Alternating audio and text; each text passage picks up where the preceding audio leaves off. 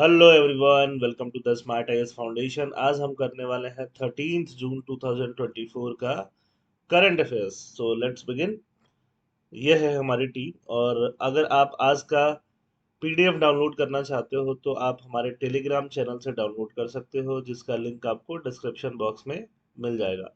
और बाकी अगर आप हमारे पेड कोर्सेज में इंटरेस्टेड हो तो भी आप डिस्क्रिप्शन बॉक्स से इंक्वायरी फॉर्म लेके इंक्वायरी कर सकते हैं। सो लेट्स बिगिन।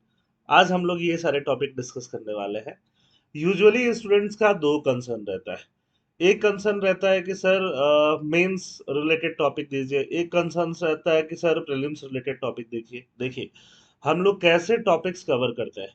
जो भी चार इंपॉर्टेंट न्यूज़ पेपर्स हैं, पहला हो गया द हिंदू, दूसरा हो गया द इंडियन एक्सप्रेस, फिर हो गया आसाम ट्रिब्यून, फिर हो गया इकोनॉमिक टाइम्स। ये चार न्यूज़पेपर को हम लोग डेली पढ़ते हैं, और पढ़ने के बाद इसका एनालिसिस करते हैं कि कौन कौन सा टॉपिक, चाहे वो प्रीलिम्स के लिए रेलेवेंट हो, मेंस के लिए रेलेवेंट हो, यूपीएससी के लिए रेलेवेंट हो एंड एपीएससी के लिए रेलेवेंट हो। ये दोनों कोर्सेज के लिए, यूपीएससी और एपीएससी दोनों के लिए रेलेवेंसी देखते हैं। प्रीलिम्स के लिए भी देखते हैं और मेंस के लिए भी देखते हैं, एज वेल एज इंटरव्यू के लिए भी देखते हैं। तो आपको परेशान होने की जरूरत नहीं है कि सर प्रीलिम्स रिलेटेड टॉपिक अलग से दीजिए या मेंस रिलेटेड टॉपिक अलग से दीजिए। जनरली एक मिसकॉन्सेप्शन बन जाता है कि प्रीलिम्स रिलेटेड टॉपिक्स फैक्चुअल होता है। ऐसा नहीं है। प्रीलिम्स में बहुत सारे कॉन्सेप्चुअल क्वेश्चंस आते हैं, जो जैसे फॉर एग्जांपल मैंने यहाँ फर्स्ट टॉपिक लिया है स्पिरिट ऑफ एनईपी 2020। तो क्या एनईपी से प्रीलिम्स में क्वेश्चन नहीं आएगा? क्या बिल्कुल आता है। हीट वेव से क्या प्रीलिम्स में क्वेश्चन नहीं आएगा? क्या बिल्कुल आएगा। बट जनरली अगर मैं सिलेबस कैटेगराइजेशन की बात करूं तो जिसको जीएस 2 या फिर इसको जीएस 3 में रख दिया है डिजास्टर मैनेजमेंट के अंदर, है ना। अब जैसे मान लो, जैसे CM announces monthly stipend scheme for girl student. अगर मैं इस स्कीम की बात करूं तो ये स्कीम जो है, जो असम के सीएम ने अनाउंस किया है, तो ऑब्वियस बात है जीएस पेपर 5 का पार्ट बनेगा। वुमेन रिलेटेड है तो जीएस पेपर 1 का पार्ट भी बनेगा और जीएस पेपर 2 का पार्ट भी बनेगा, और स्कीम के बारे में बात कर रहे हैं तो प्रीलिम्स का पार्ट भी बनेगा। वैसे ही स्पेस एक्स का स्टारशिप है, तो वो साइंस एंड टेक का पार्ट बनेगा जो जीएस पेपर 3 है, और प्रीलिम्स का भी पार्ट बनेगा। तो वैसे ही हर डोमेन में हमें टॉपिक्स काम में आते हैं, तो आप आराम से सारे टॉपिक्स को समझते जाइए। हम स्टार्ट करते हैं the first topic of the day, that is true spirit of NEP 2020। NEP 2020 का ट्रू स्पिरिट क्या है? The news discusses the implementation of NEP 2020 by ministry of education. Ministry of education जो है, वो इम्प्लीमेंट कर रहा है नेशनल एजुकेशन पॉलिसी 2020। तो कितना इम्प्लीमेंट हुआ है और क्या क्या चीजें इम्प्लीमेंट होनी बची हैं, और एनईपी 2020 ये है क्या, इसमें क्या क्या चीजें अलग हैं बाकी जो पहले से एजुकेशन सिस्टम चलता हुआ आ रहा है इंडिया में। तो इस पे हम लोग डिस्कस करने वाले हैं। The policy was introduce to transform Indian education system. Indian education system को ट्रांसफॉर्म करने की बात हो रही है। इंडियन नॉलेज सिस्टम को ट्रांसफॉर्म करने की बात चल रही है एनईपी में। Making the curriculum more student centric, जो करिकुलम हो वो स्टूडेंट सेंट्रिक ज्यादा हो, रूट लर्निंग से ज्यादा क्रिटिकल थिंकिंग पे फोकस हो और होलिस्टिक डेवलपमेंट पे हो।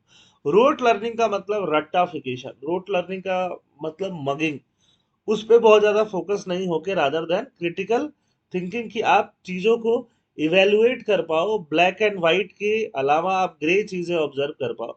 फॉर एग्जाम्पल अगर हम एनईपी के बारे में ही बात करें, तो कोई बोलेगा एनईपी सही है, कोई बोलेगा एनईपी गलत है। तो ये क्या है? ये ब्लैक एंड व्हाइट थिंकिंग है। आप एनईपी के बारे में 5 पॉजिटिव चीजें बता पाओ, 2-4 शॉर्टकमिंग्स बता पाओ, ये क्या हुआ? ये क्रिटिकल थिंकिंग हुआ। तो ऐसा ही डेवलप करने के लिए एनईपी का वो लाया गया है। अब इम्प्लीमेंटेशन की बात कर लेते हैं। After the announcement of National Education Policy 2020, Ministry of Education, formerly MHRD, directed all state and UT government to implement the new policy। तो जैसा कि हम जानते हैं कि एजुकेशन किस में आता है, एजुकेशन कंकरेंट लिस्ट में आता है, जो कि शेड्यूल 7 की बात करते हैं पॉलिटी में। तो इसको इम्प्लीमेंट किसको करना है? स्टेट्स को करना है। तो स्टेट्स को इम्प्लीमेंट करना है, तो जो मिनिस्ट्री ऑफ एजुकेशन है उसने बोल दिया है कि सारे स्टेट जो हैं, स्टेट गवर्नमेंट्स जो हैं और यूटी जो है, इस पॉलिसी को इम्प्लीमेंट करें। Subsequently the government initiated steps and instructed higher educational institution को इंस्ट्रक्शन गया है कि वो लोग फटाफट अपनी पॉलिसीज को इमिडिएटली रूप से इम्प्लीमेंट करना स्टार्ट करें। आसाम की अगर बात करें Many higher educational institution in Assam have already introduced NAP or are set up to implement in the upcoming academic session starting in August. जो भी एकेडमिक सेशन आ रहा है 2024 अगस्त से नए बैचेज आ रहे हैं, उसमें NAP इंट्रोड्यूस कर दिया जाएगा बहुत सारे हायर एजुकेशनल इंस्टीट्यूट में। आसाम की बात अगर हम करें तो अब ये एनईपी है क्या, इसका कोर फिलॉसफी क्या है? देखिए, दो तीन पॉइंट तो सबको पता है एनईपी के बारे में कि पहले हमारा स्कूलिंग सिस्टम 10+2 पे चल रहा है। 10+2 मतलब 10th करते हैं जिसको मैट्रिकुलेशन बोलते हैं, और 10+2 करते हैं जिसको हम लोग इंटरमीडिएट बोलते हैं।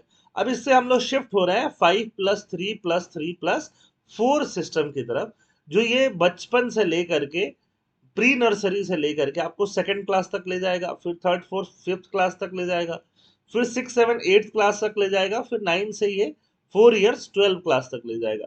तो ये एक काम कर रहे हैं हम। दूसरा हम ये काम कर रहे हैं कि 3 साल का जो अंडर ग्रेजुएट प्रोग्राम होता था, वो सारे अंडर ग्रेजुएट प्रोग्राम को कितने साल का किया जा रहा है? 4 ईयर का किया जा रहा है। ये दूसरा प्रोग्राम हो गया। और पोस्ट ग्रेजुएट प्रोग्राम को 2 से 1 ईयर किया जा रहा है। तो ये भी बहुत सारे पोस्ट ग्रेजुएट प्रोग्राम के लिए एप्लीकेबल होगा। तो ये सारा तो हम स्ट्रक्चरल चेंजेस कर रहे हैं। इसके अलावा क्या सिर्फ हम इतना ही कर रहे हैं? नहीं, इसके अलावा हम बहुत कुछ कर रहे हैं। इस एनईपी से फिलॉसफी ही पूरा चेंज कर रहे हैं। लर्नर्स का माइंडसेट इसमें चेंज किया जा रहा है। Empowering them to take control of their education, अपने एजुकेशन का खुद ही कंट्रोल रख पाए। अब वो कैसे होगा? फॉर एग्जाम्पल अगर हम बात करें ग्रेजुएट अंडर ग्रेजुएट प्रोग्राम का, तो अगर वो 4 इयर्स का होगा, तो अगर आप 4 इयर्स तक पूरा करोगे तो आपको क्या मिलेगा? डिग्री मिलेगा। लेकिन क्या अगर आपने 4 इयर्स पूरा नहीं किया तो आपको कुछ नहीं मिलेगा क्या? 2 साल बाद अगर आप ड्रॉप आउट हो जाते हो because of any reason, because of your financial condition, because of some reason, because of losing the interest in the studies, because of entrepreneurship, you have started something new and you do not have time to study, तो उसके बाद क्या करोगे? 3 years अगर आप drop out ले लेते हो, 2 इयर्स में ले लेते हो, तो हर साल आपको कुछ ना कुछ डिप्लोमा का डिग्री या ऐसा कुछ सर्टिफिकेट प्रोवाइड किया जाएगा। Additionally it seeks to instil pride in Indian student, अपने रिच कल्चर के बारे में, अपने हेरिटेज के बारे में प्राइड दिलाने की बात हो रही है। अब नेशनल एजुकेशन पॉलिसी 2020 कहाँ से इवॉल्व हुआ, जेनेसिस क्या है उसका? तो हम स्टार्ट करते हैं ब्रिटिशर्स के टाइम से। ब्रिटिशर्स के टाइम में भी पर्टिकुलरली हम स्टार्ट करते हैं 1835 के टाइम से। 1835 में इंडिया का जो गवर्नर जनरल थे वो कौन थे? Lord William Bentinck. अब लॉर्ड विलियम बेंटिक ने एक कमेटी बनाई थी जिसका नाम था मैकॉले कमीशन या मकौले कमेटी, मकौले। अब ये मकौले कमेटी ने ब्रिटिश एजुकेशन पॉलिसी को इंडिया में इंट्रोड्यूस करने की कोशिश करी थी, इंट्रोड्यूस करा था। मकौले का कमेटी का कंट्रोवर्सी भी हुआ था 1835 मिनट ऑन इंडियन एजुकेशन पे। अब ये कंट्रोवर्सी क्या था? अब ये कंट्रोवर्सी ऐसा था कि मकौले कमीशन जो एजुकेशन इंट्रोड्यूस करना चाहता था इंडिया में, वो बिल्कुल इंग्लिश एजुकेशन करना चाहता था। वो इंडियंस को कैसा बनाना चाहता था? इंग्लिश इन टेस्ट, कि इंडियंस हो, इंडियंस का कलर जो है वो ब्राउन होता है इन जनरल, तो ब्राउन कलर भले ही हो बट उनका टेस्ट और प्रेफरेंसेस कैसा हो? इंग्लिश हो। उनका ओपिनियंस कैसा हो? इंग्लिश हो। उनका मोरल्स कैसा हो? इंग्लिश हो। और इनका इंटेलेक्चुअल लेवल कैसा हो? इंग्लिश हो। ये सब इंग्लिश होने का मतलब अंग्रेजों की तरह हो, अंग्रेजों की कल्चर की तरह हो, ऐसा करने की बात यहाँ पे करी गई। Macaulay's critique of Indian education. Macaulay's का critique क्या है? Arriving in India in 1834 as a member of Supreme Council of India, Macaulay swiftly prepared the British education policy within a year. He was highly critical of the existing Indian education system. Macaulay के Indian education system जो exist करता था वो बिल्कुल ही अच्छा नहीं लगता था, क्योंकि इंडिया के एजुकेशन सिस्टम में कल्चरल इन्फ्लुएंस बहुत ज्यादा थे। Macaulay ये सोचता था कि वेस्टर्न एजुकेशन जो है वो बहुत ही अच्छा है, बहुत ही ज्यादा सुपीरियर है, और इंडिया में जो भी एजुकेशन हो उसमें मीडियम ऑफ इंस्ट्रक्शन क्या होना चाहिए? इंग्लिश होना चाहिए। अब धीरे धीरे और मुकौले ने क्या किया, जो इंडिया का ट्रेडिशनल इंडिजिनस नॉलेज सिस्टम था उसको एक तरफ से कंप्लीटली इग्नोर कर दिया। इंडिया के ट्रेडिशनल एजुकेशन सिस्टम में हम वेदास की बात कर लें, अगर हम महाभारत रामायण जैसे जो हमारे ग्रंथ हैं उनसे नॉलेज लेने की बात कर दें, आर्यभट्ट का नॉलेज, बराह मिहिर का नॉलेज, कौटिल्य, कालिदास, सुश्रुत, कनद, ये इतने ही लेजेंडरी लोग हुए हैं हमारे एंशियंट और मिडिवल टाइम के। तो उनका भी जो भी नॉलेज है, चाहे फिलॉसफी में हो, चाहे मैथमेटिक्स में हो, चाहे लिटरेचर में हो, इन सबको इग्नोर कर दिया किसने? ब्रिटिश एजुकेशन पॉलिसी ने। तो जैसे आयुर्वेदा वो आगे फ्लरिश नहीं हो पाया और बहुत सारी चीजें आगे फ्लरिश नहीं हो पाई। This shift led Indians to prioritize material world knowledge. इसके बाद इंडियंस कहाँ प्रायोरिटाइज करने लगे? मटेरियल वर्ल्ड के नॉलेज पे। उनका इनर सेल्फ अवेयरनेस जो है वो कम होता गया और ध्यान सस्टेनेबल डेवलपमेंट से कम होता गया, अनसस्टेनेबल ग्रोथ पे बढ़ता गया। From contentment to endless desire. लोगों का डिजायर जो है वो इंडलेस होता गया, जैसा कि अभी आज के टाइम पे दिख रहा है। बैलेंस खत्म हो गया। The British education policy 1835 marked the beginning of the modern education, but failed to balance Eastern and Western philosophies or integrate the indigenous knowledge system with the Western knowledge system. भले ही वो English education system लेके आते, वहां भी कुछ अच्छी चीजें थी, वहां भी कुछ साइंटिफिक चीजें थी, वो मटेरियल डेवलपमेंट की बात कर रहे थे, और इंडिया फिलोसफिकल डेवलपमेंट या स्पिरिचुअल डेवलपमेंट में या इनर सेल्फ को स्ट्रांग बनाने में हमारा एजुकेशन सिस्टम काफी आगे था। अगर इसको बैलेंस तरीके से इंडिया में इंट्रोड्यूस किया जाता तो आज लोगों की जो थॉट प्रोसेस होता वो काफी डिफरेंट होता। Consequently, many educated youth become Indian in blood and color, but English in taste and morals. बहुत सारे एजुकेटेड यूथ जो हैं वो क्या बन गए थे? ब्लड इंडियंस, ब्लड में और कलर में, but English in taste and morals. उनका अंग्रेजों की तरह टेस्ट और मोरालिटी होने लग गया। और इसके बाद से बहुत सारे कमीशंस ब्रिटिश की तरफ से आए, जो आपने मॉडर्न हिस्ट्री में पढ़ा होगा या मॉडर्न हिस्ट्री में पढ़िएगा। और उसके बाद से आजाद इंडिया जब हुआ 1947 में, तो हमने भी बहुत सारा एजुकेशन के लिए कमीशन बिठाया, जिसमें कोठारी कमीशन काफी फेमस हुआ, उनके रिकमेंडेशन काफी फेमस हुए। थोड़ा सा उनके ही रिकमेंडेशन से गाइडेंस लेते हुए और नया कमीशन बिठाते हुए नेशनल एजुकेशन पॉलिसी बिठाई गई। उसने जो रिकमेंडेशन दिया, नेशनल एजुकेशन पॉलिसी बनाई गई, जिसने रिकमेंडेशन जो दिया वो क्या बात करता है उसको देखते हैं। National education policy aims to address the imbalances introduced by Macaulay policy by reintroducing the Indian knowledge system. Indian knowledge system को क्या करना है? री इंट्रोड्यूस करना है। The policy seeks to instil pride in India's cultural heritage and create world citizen who lead rather than follow the West. और ऐसा citizen बनाना है जो लीड करे रादर देन वेस्ट को क्या करे? फॉलो करे और इमिटेट करे। री इंट्रोड्यूसिंग इंडियन नॉलेज सिस्टम, री इंट्रोड्यूस करना है। One of the primary objective of NEP 2020 is to incorporate the Indian knowledge system into the existing education curriculum. Indian knowledge system को existing education curriculum में introduce कर देना। This aims to help the young population of India understand their glorious past. India का जो young population हो वो glorious past को understand कर पाए, अपने ग्लोरियस पास्ट के लिए प्राउड हो पाए, रिच कल्चर हेरिटेज को समझ पाए।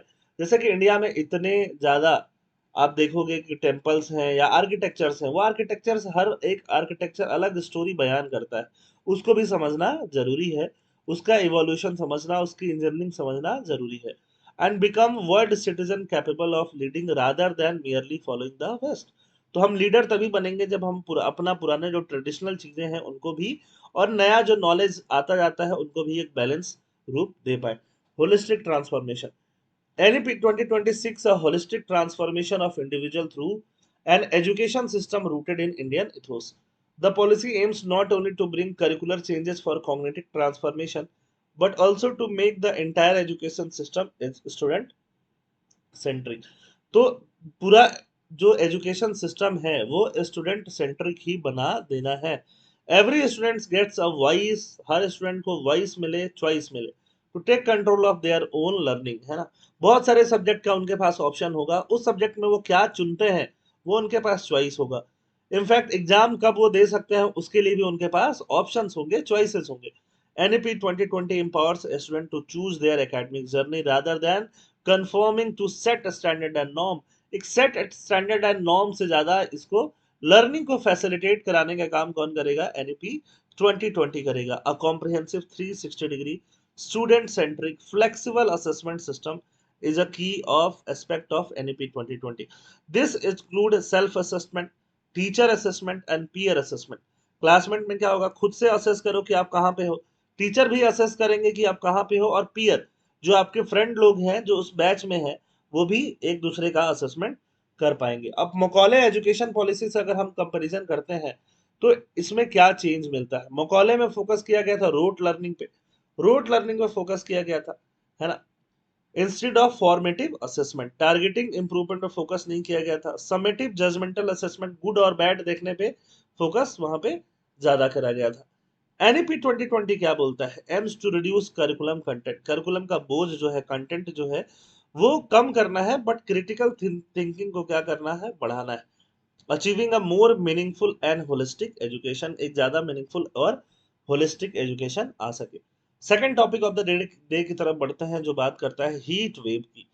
हीट वेव, जैसे ही क्लाइमेट चेंज का इफेक्ट दिख रहा है, रेपरकशन दिख रहा है, इस साल पूरा इंडिया हीट वेव से बहुत ज्यादा अफेक्टेड रहा। और हर साल हम लोग यही बोलते हैं पिछले कुछ सालों से, 5-7 सालों से, कि हर साल हीट वेव का जो अकरेंस है वो इंडिया में बढ़ता जा रहा है। तो हीट वेव को क्या एज ए डिजास्टर माना जाता है?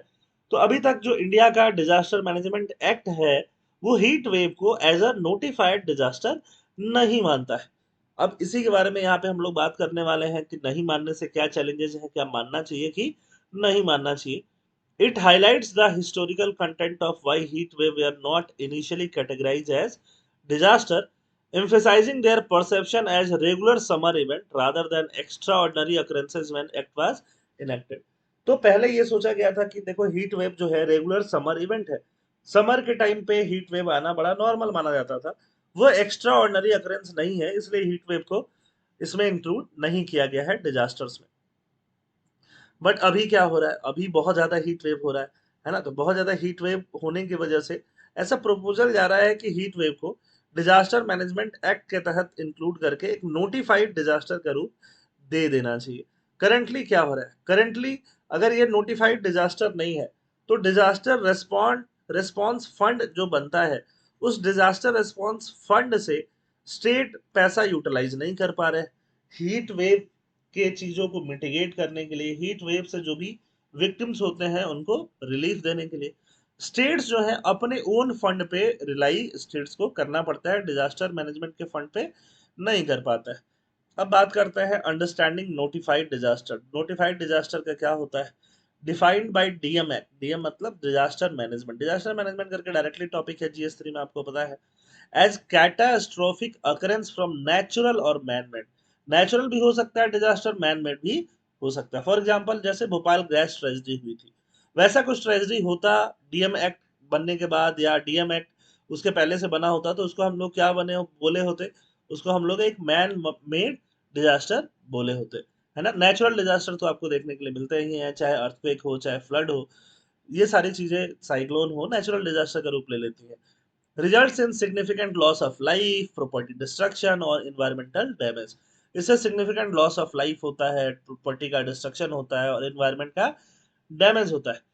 must exceed the coping capacity of affected community, affected community का coping capacity को exceed करता है। ऑपरेशनल मैकेनिज्म क्या है? Invocation of DM act provision enable state to access fund. अगर डीएम एक्ट में डाल देंगे हीट को, हीट वेव्स को, तो स्टेट जो है यहाँ से फंड एक्सेस कर पाएंगे। फंड कौन कौन सा फंड होता है? एक नेशनल डिजास्टर रिस्पांस फंड होता है नेशनल लेवल पे, और एक स्टेट डिजास्टर रिस्पांस फंड होता है स्टेट लेवल पे। ये दोनों फंड डिजास्टर मैनेजमेंट एक्ट से ही बनाए गए। State first use SDRF, NDRF access if disaster magnitude overwhelms SDRF. State पहले अपना एसडीआरएफ, स्टेट का डिजास्टर रिस्पांस फंड यूज करते हैं, बट अगर एसडीआरएफ से काम नहीं हुआ तो नेशनल डिजास्टर रिस्पांस फंड भी यूज किया जाता है। फंडिंग मैकेनिज्म क्या है? नेशनल डिजास्टर रिस्पांस फंड तो सेंट्रल गवर्नमेंट खुद ही फंड करता है। स्टेट डिजास्टर रिस्पांस फंड कौन, कुछ पार्ट स्टेट फंड करते हैं और कुछ पार्ट सेंट्रल गवर्नमेंट फंड करता है, जिसमें स्पेशल कैटेगरी स्टेट्स जो होते हैं, for example north eastern state या हिली स्टेट, वो सिर्फ कितना कंट्रीब्यूट करते हैं? 10% ही कर रहे होते हैं। अभी अगर हम बात करें कि कौन कौन से डिजास्टर को नोटिफाई किया गया है, साइक्लोन्स को नोटिफाई किया है। यहाँ पे आप साइक्लोन्स देख सकते हो, है ना? अर्थक्वेक को नोटिफाई किया है, अर्थक्वेक आने से ये क्रैक्स वगैरह आ जाता है। फायर को नोटिफाई किया है, फायर आप देख सकते हो। Flood, tsunami, hello storm, land slide, avalanche, cloud burst, paste attack, paste attack ध्यान रखना, है ना? ये सब प्रीलिम्स के लिए भी इंपॉर्टेंट होता है। फ्रॉस्ट एंड कोल्ड वेव्स, ये सारी चीजें नोटिफाइड डिजास्टर है। Historical exclusion of heat wave as notified disaster, heat wave को नोटिफाइड डिजास्टर से क्यों एक्सक्लूड किया गया? क्योंकि डिजास्टर जैसा इसको माना ही नहीं गया। इसको लगा कि यार गर्मियों में तो ऐसा थोड़ा गर्मी हो ही जाता है, हीट वेव जैसी चीजें हो ही जाती हैं। ये हीट वेव का होना कोई कैटास्ट्रोफ नहीं माना गया या ग्रेव अकरेंस नहीं माना गया, तो इसी वजह से इसको एक्सक्लूड करके रखा गया। बट अगर बात करते हैं आफ्टर 15 ईयर्स, जो हीट वेव का सिवियरिटी है वो बहुत बढ़ गया है और फ्रिक्वेंसी भी बहुत बढ़ गया है। और इसके फैक्टर्स क्या है? अर्बनाइजेशन, है ना, concretisation, increase economic activity, industries वगैरह, एसी वगैरह, क्लाइमेट चेंज, तो ये सारा इसका फैक्टर है। Growing vulnerability, 23 states identified as vulnerable to heat wave, जिसमें गर्मी बहुत ज्यादा है। राजस्थान हो सकता है, जैसे यूपी हो सकता है। Increase exposure of population due to outdoor occupation, खेतों में काम करना या कुछ भी कंस्ट्रक्शन वर्क में काम करना, है ना, इससे एक्सपोजर बहुत ज्यादा बढ़ जाता है। Development of heat action plan, तो इसके लिए क्या करना चाहिए? हीट एक्शन प्लान बनाया जाता है। हीट एक्शन प्लान में मिटिगेशन के मेजर्स लिए जाता है। फॉर एग्जांपल शेडेड एरिया बनाया जाता है जहाँ शेड हो, कूल वाटर प्रोवाइड करना जाता है हीट वेव के टाइम पे, ओरल रिहाइड्रेशन सॉल्यूशन पिलाया जाता है, जैसे बहुत सारे लोगों को डिहाइड्रेशन हो जाता है इसके वजह से। शेड्यूल को एडजस्ट किया जाता है कि जो वर्किंग शेड्यूल होता है, जैसे स्कूल्स में मॉर्निंग स्कूल होने लग जाते हैं, तो वैसे भी बाकी बहुत सारे ऑफिसर्स का शेड्यूल भी रीशेड्यूल किया जाता है। फाइनेंशियल कंस्ट्रेन क्या है? State government face challenges in funding HAPs, heat action plan, from existing state disaster response fund. State government यहाँ से तो फंड नहीं कर पाती है। स्टेट गवर्नमेंट कहाँ से फंड करती है? SDRF not traditionally use for preventive measure like heat mitigation, इसके लिए SDRF का यूज नहीं हो पाता है। इसीलिए एडवोकेसी ऐसा किया जाता है कि डिजास्टर मैनेजमेंट एक्ट में इंक्लूड किया जाए किसको? हीट वेव्स को। Demand for policy change, states and expert advocate for heat wave to be recognised as notified disaster would enable utilization of disaster response fund for proactive measure and relief effort during heat waves. Reason for center's reluctance to add heat wave as notified disaster. Centre इतना reluctant क्यों होता है कि heat wave को as a notified disaster नहीं include किया जाए? अब इसमें बात करते हैं इन्फ्लुएंस ऑफ फाइनेंस कमीशन। तो पहली बात हो गई finance resource allocation. States have advocated for heat wave to be recognised as notified disaster in discussion with recent finance commission. अभी 16th फाइनेंस कमीशन का टाइम चल रहा है, वहां पे स्टेट्स बात कर रहे हैं कि कैसे भी करके हीट वेव को इंक्लूड करा दो, कैसे? एज अ डिजास्टर के रूप में। 15th फाइनेंस कमीशन ने भी ये चर्चा करी थी, बट वो फुली सपोर्ट नहीं कर रहे थे। उनका था कि चलो स्टेट जो है वो स्टेट थोड़ा बहुत मीट कर ही लेता है ऐसी चीजों को। Enabling provision for local disaster. The 15th Finance Commission introduced a provision allowing the state to allocate up to 10% of their SDRF for local disaster. 15th Finance Commission ने काम किया, उसने बोला जो भी स्टेट डिजास्टर रिलीफ फंड है उसमें से लोकल डिजास्टर्स के लिए, स्टेट स्पेसिफिक डिजास्टर के लिए जिसको स्टेट नोटिफाई कर सकते हैं, 10% उस SDRF का फंड वहां पे यूज किया जा सकता है, अप टू 10%, है ना। तो जैसे हरियाणा है, हरियाणा में गर्मी काफी पड़ती है आपको पता है, उत्तर प्रदेश, उड़ीसा, केरला, इन लोगों ने यूटिलाइज भी किया है हीट वेव को, यहाँ पे बिल्कुल यूटिलाइज किया है। Financial implications, compensation requirement, government mandated to provide 4 lakh compensation per deceased person for disaster on the notified list। जो भी notified list में disaster है, जैसे कि हेल स्टॉर्म है, क्लाउड बर्स्ट है, तो इन पे अगर किसी का डेथ होता है तो गवर्नमेंट कितना देती है? 4 लाख कंपनसेशन देती है। तो हीट वेव में अभी कंपनसेशन वैसा नहीं हो पाता है। अगर हीट वेव को हम डिजास्टर नोटिफाई करेंगे तो वहां भी लोगों को कंपनसेशन देना पड़ेगा। कंपनसेशन देने में दिक्कत क्या है? कंपनसेशन देने में दिक्कत ये है कि एक तो गवर्नमेंट के ऊपर बर्डन बढ़ जाएगा, और दूसरा कई बार ऐसा होता है कि बहुत सारी प्री हेल्थ कंडीशन होता है लोगों का, डायबिटीज होता है, हाइपरटेंशन होता है, पहले से कुछ और बीमारियां होती हैं, और हीट वेव की वजह से बस थोड़ा सा चेंज आता है उनकी बॉडी में और उनका डेथ हो जाता है। तो ऐसे में ये सर्टिफाई कर पाना बड़ा मुश्किल होगा कि उनका जो डेथ हुआ है वो हीट वेव से हुआ है या किसी और प्री अंडरलाइन कंडीशंस की वजह से हुआ है। तो इसके वजह से भी यहाँ पे प्रॉब्लम आ सकती है। प्रैक्टिकल कंसेंट्रेशन रिसोर्स तो हमेशा से है, पैसे की कमी तो हमेशा से गवर्नमेंट के पास रही है। The centre reluctance to classify heat wave as notified disaster stems from concern over financial application and the adequacy of existing disaster response mechanism। तो आई थिंक अब आपको ये सारी बातें हीट वेव से रिलेटेड चीजें समझ में आ गई होंगी, और डायरेक्टली अगर मेंस स्पेसिफिक क्वेश्चन पूछा जाता है तो आप यहाँ से आंसर कर सकते हैं। CM announces monthly stipend scheme for girl student. तो असम के सीएम ने अनाउंस करा है कि मंथली स्टाइपेंड स्कीम मिलना चाहिए किसको, गर्ल स्टूडेंट को। कहाँ कहाँ यूज कर सकते हैं, अगर आप यूपीएससी के स्टूडेंट हैं तो जीएस 1 में यूज कर सकते हैं, जीएस 2 में यूज कर सकते हैं। अगर आप एपीएससी के स्टूडेंट हैं तो जीएस 1 जीएस 2 के अलावा आपका जो जीएस 5 पेपर होता है वहां पे भी यूज कर सकते हैं, और आपके एपीएससी के प्रीलिम्स के लिए ये इंपॉर्टेंट बन जाता है। कंटेक्स्ट क्या है, the article discusses the introduction of Mukhyamantri Nijut Moina scheme by the state cabinet aimed at promoting higher education among girl. Girl में हायर एजुकेशन को प्रमोट करना है, और हायर एजुकेशन को प्रमोट करने से क्या होगा, चाइल्ड मैरिज कम होगा। अगर कोई ज्यादा एज तक पढ़ेगा तो चाइल्ड में मैरिज होना, मतलब कम एज में शादियां होना कम हो जाएगा। स्टेट कैबिनेट ने क्या इंप्रूव किया है, Mukhyamantri Nijut Moina scheme to increase enrolment of girl student in higher education and discourage child marriage.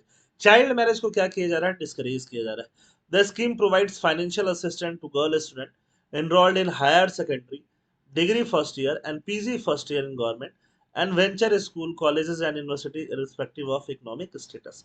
तो किसका ध्यान नहीं दे रही गवर्नमेंट, इकोनॉमिक स्टेटस का नहीं दे रही है ना।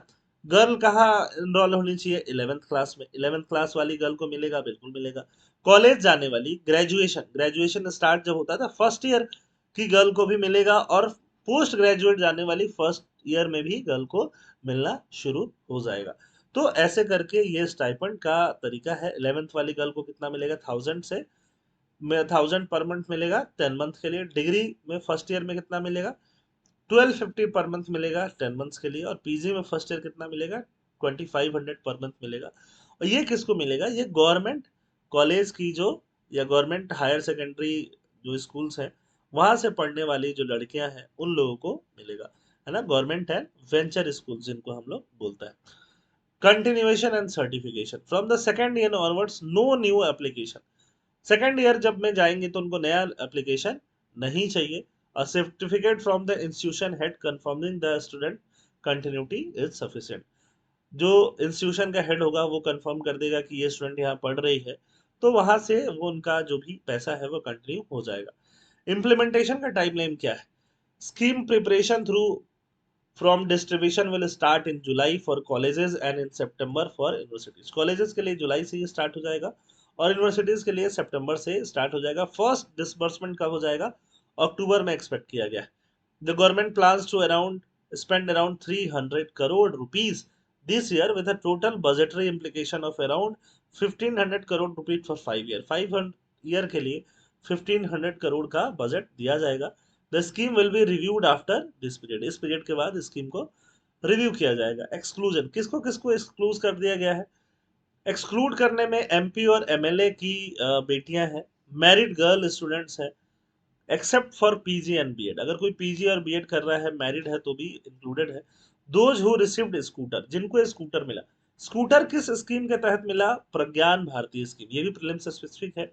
And students enrolled in private institution, private institution वाले एलिजिबल नहीं है, क्योंकि प्राइवेट इंस्टीट्यूशन में अगर उन लोगों ने इनरोलमेंट लिया है तो बहुत हायर फी पे कर रहे होंगे, तो इसलिए यहाँ पे एलिजिबिलिटी उनका मिसिंग है। इम्पैक्ट क्या है, the scheme is expected to benefit over 2 lakh girl student, aiming to increase the overall gross enrolment ratio. Gross enrolment ratio को हम क्या बोलते हैं, जीईआर बोलते हैं। बियॉन्ड मैट्रिकुलेशन, 10th के बाद जो गर्ल्स का रैपिड ड्रॉप आउट होता है उसको कम करेगा, और चाइल्ड मैरिजेस को भी ये क्या करेगा, कम करेगा।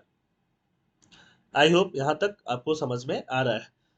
नाउ हम बढ़ते हैं last topic of the day की तरफ, जो बात करता है SpaceX Starship revolutionalizing space travel and exploration. SpaceX का जो स्टारशिप है, जो स्पेस ट्रेवल को क्या कर रहा है, रेवोल्यूशनलाइज कर रहा है। The context of this article revolves around SpaceX Starship rocket achieving its first fully successful test flight. उसने अपना first fully successful test flight achieve किया, marking a significant milestone in space exploration technology. Space exploration technology में एक significant milestone achieve किया है किसने, SpaceX ने। Current news क्या है, Elon Musk SpaceX currently achieved a significant milestone with its starship rocket marking its first fully successful test flight. Directly prelims के लिए यूपीएससी एंड एमपीएससी बोथ के लिए इंपॉर्टेंट बनता है, ध्यान से समझिएगा। मेंस के लिए भी इंपॉर्टेंट बनता है, जीएस पेपर 3 में डायरेक्टली साइंस एंड टेक में आ सकता है। तो पहले अचीवमेंट क्या है वो समझते हैं। स्पेस एक्स कंपनी है, स्पेस एक्स कंपनी किसकी है? इलोन मस्क की है, आपको पता है। Successfully launched and landed, launch भी किया एंड लैंड भी हो गया बोथ द स्टारशिप का spacecraft and its super heavy booster. Heavy booster को भी लॉन्च किया और लैंड भी करा दिया। The booster made a controlled landing in Gulf of Mexico. Booster का एक कंट्रोल्ड लैंडिंग हुआ, अनकंट्रोल नहीं हुआ। while the spacecraft completed a controlled splashdown, जो स्पेसक्राफ्ट था वो स्प्लैश डाउन हो गया जमीन पे, कंट्रोल्ड हुआ लेकिन अनकंट्रोल नहीं हुआ इंडियन ओशन में, है ना। After circling half way around the earth, earth को हाफ वे सर्कल करते हुए इनका क्या हुआ? इनका कंट्रोल्ड रूप से स्प्लैश डाउन हुआ। सिग्निफिकेंस क्या है? This success marks SpaceX fourth attempt and brings them closer to their goal of creating a fully reusable rocket system. तो SpaceX का ये फोर्थ अटेम्प्ट था कि ऐसा रॉकेट सिस्टम बनाए जिसको बार बार यूज किया जा सके, है ना, हमेशा उसको क्या किया जा सके, फुल्ली पूरी तरीके से यूज किया जा सके। अब बात करते हैं स्टारशिप। स्टारशिप क्या है? Starship is a massive two-stage heavy lift-off vehicle designed for crew and cargo mission to Earth orbit. Moon, Mars and beyond सब जगह लेके जा सकेगा। हाइट इसका 120 मीटर टॉल है। इनफैक्ट कुतुब मीनार का हाइट कितना है दिल्ली में? 72.5, उससे भी ज्यादा हाइट इसका जो है वो टॉल है। कंपोनेंट क्या क्या लगता है इसमें? सुपर हेवी बूस्टर लगता है जो बूस्ट करता है इसको। उसमें क्या लगता है? 33 Raptor engine producing 74 mega Newton's of thrust, making it more powerful than NASA's space launch system. क्या ये फैक्ट याद रखना है? ये फैक्ट बहुत ज्यादा काम का नहीं है, बस समझने के लिए जान लो। Starship spacecraft features 6 Raptor engine and 4 landing fins design for reusability. Reusability आपको कीवर्ड याद रखना है कि इसमें ये जो भी स्टारशिप है ऐसे डिजाइन किया गया है कि इसको दोबारा से हम लोग यूज कर सके। इसका पोटेंशियल इम्पैक्ट एंड एप्लीकेशन क्या होगा? सबसे जरूरी चीज होगा रीयूजेबल। इसको हम लोग फुल्ली रीयूजेबल बनाने की कोशिश किया जा रहा है स्पेसएक्स की तरफ से, तो फुल्ली रीयूजेबल हो पाएगा। वर्सेटिलिटी, वर्सेटिलिटी का मतलब ये क्रू को भी ले जा सकेगा, कार्गो को भी, मतलब सामान भी ले जा सकेगा, गुड्स भी ले जा सकेगा पेलोड में, और इंसानों को भी ले जा सकेगा। कहाँ कहाँ ले जा सकेगा? मार्स तक, और उसके बियॉन्ड भी ले जा सकेगा। Technological advancement, use of liquid methane, liquid methane को एज अ फ्यूल यूज किया गया है इंजन में। तो ये बहुत ही सिग्निफिकेंट स्टेप है towards more sustainable and versatile rocket propulsion. Rocket को प्रोपल करने के लिए जो फ्यूल होता है उसमें एक ज्यादा ही सस्टेनेबल कदम है लिक्विड मीथेन को यूज कर पाना, क्योंकि मीथेन जो है वो अवेलेबल है अर्थ पे, इसको काफी मात्रा में। फ्यूचर प्रोस्पेक्ट, स्पेस को एक्सप्लोर करना। SpaceX envisions starship as pivotal for mission on the moon. SpaceX देखता है मून पे, मार्स पे, जैसे कि इलोन मस्क बार बार बोलता है कि मैं एलियन हूँ। मार्स पे वहां पे कोलोनाइज कर पाना, लोगों को पहुंचा पाना, उनका ये काफी बड़ा विजन है। तो उसके लिए स्पेस एक्सप्लोरेशन के लिए काफी सिग्निफिकेंट स्टेप है। And potentially beyond the solar system, solar system से बाहर भी ले जाने की बात करते हैं। Commercial viability, reusability aspect is crucial for making space travel commercial. अगर इसको रीयूज बार बार किया जा सकेगा तो स्पेस में ट्रेवल करना है, स्पेस में टूरिज्म करना, वो क्या हो सकेगा? कॉमर्शियली वायबल हो सकेगा लोगों के लिए। And accessible to a broader range of mission and customers के लिए अवेलेबल होगा।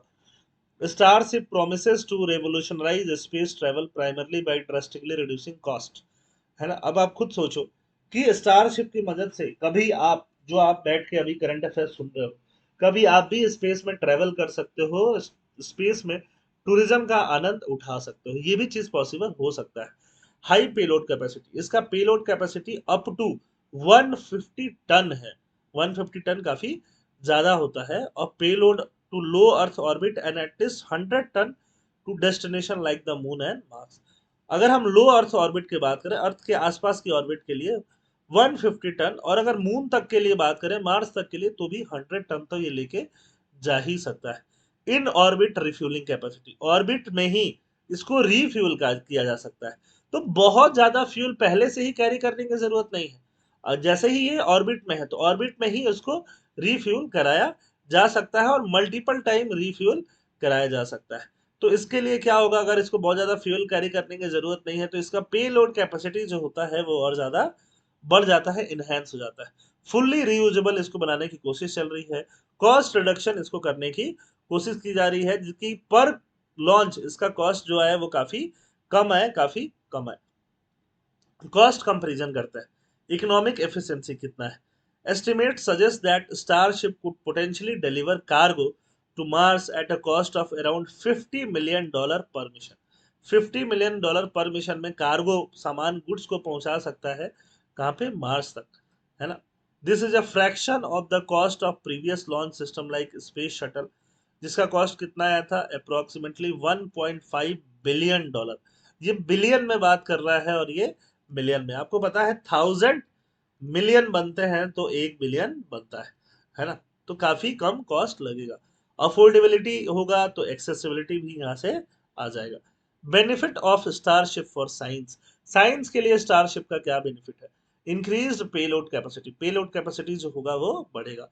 लार्ज स्पेस टेलीस्कोप, जो टेलीस्कोप हम लोग भेज पाएंगे वो और ज्यादा बड़ा हो सकता है। Scientist can launch larger and more powerful space telescope, जो बहुत दूर तक का जो भी डेटा है, इंफॉर्मेशन है, गैलेक्सीज का, स्टार्स का, एक्सोप्लैनेट्स का, वो दे पाएंगे। बिगर इक्विपमेंट ऑन मून और मार्स, मून और मार्स पे हम छोटे छोटे जो भी रॉकेट रोवर होते हैं, लैंडर होते हैं, उसके अलावा बड़े बड़े इक्विपमेंट्स को भी हम वहाँ पे भेज पाएंगे। ये काफी ही सिग्निफिकेंट डेवलपमेंट होगा, साइंटिफिक डिस्कवरीज और ज्यादा बढ़ जाएंगी। Sample return mission, return mission possible होगा तो सैंपल भी मार्स से और जगहों से लाना और ज्यादा क्या हो जाएगा, इजी हो जाएगा। अनलॉकिंग मिस्ट्रीज, सोचो जो मिस्ट्रीज होंगी वो अनलॉक होने शुरू हो जाएंगे। Support for Artemis and future mission, जो भी फ्यूचर मिशन है नासा का और बाकी का, इसरो का या फिर स्पेस एक्स का ही, उसको काफी ज्यादा इससे सपोर्ट मिलेगा। Human exploration, facilitating human mission to distant destination allows for detailed exploration and research, surpassing the capabilities of earlier lunar mission। lunar मतलब चंद्रमा होता है, वहां का जो भी मिशन था अपोलो, उसको भी सरपास करेगा। लेकिन हर मिशन में कुछ ना कुछ चैलेंजेस होते हैं, और हमेशा की तरह स्पेस मिशन में सबसे जो जरूरी चैलेंज है वो क्या है, सेफ्टी और रिलायबिलिटी। क्या स्पेस सेफ है वह, क्या ये जो भी प्रोग्राम चल रहा है कितना सेफ होगा, कितना रिलायबल होगा, ये वक्त बताएगा और बहुत सारे टेस्टिंग बताएगा। हिस्टोरिकल चैलेंज, नासा ने एक स्पेस शटल जो चलाया था उसमें हाई ऑपरेशनल कॉस्ट आया था, है ना। जो भी एक्सपेंडेबल रॉकेट होते हैं जो कि ज्यादा बार यूज नहीं हो पाते या फुली यूजेबल बाद में नहीं होते हैं, उनके कंपैरिजन में नासा ने एक रीयूजेबल स्पेस व्हीकल चलाया था जिसमें बहुत ज्यादा कॉस्ट आया था। तो क्या इसमें भी बहुत ज्यादा कॉस्ट आएगा, क्या डेवलपमेंट का पेस क्या होगा, डिलेज कितना होगा, डिलेज से कॉस्ट बढ़ेगा कि नहीं, है ना। फिर स्पीड को और सेफ्टी को दोनों को बैलेंस करने का भी काम करना होगा। Environment and ethical consideration, environment को कंसिडर करना होगा, इन्वायरमेंट का बहुत ज़्यादा डैमेज करने से बचना होगा। वर्कर्स जो इसको बना रहे हैं और जो इसको यूज में लाएंगे उनको सेफ्टी, उनका सेफ्टी पैरामीटर्स कितना हद तक इंश्योर हो पाता है। While Starship holds immense promise for advancing scientific discoveries and expanding human exploration capabilities, addressing safety, reliability, operational efficiency challenges will be critical for realizing its full potential in space exploration and scientific research। तो I hope ये topic आपके समझ में आया होगा। देखने के लिए थैंक यू। जय हिंद।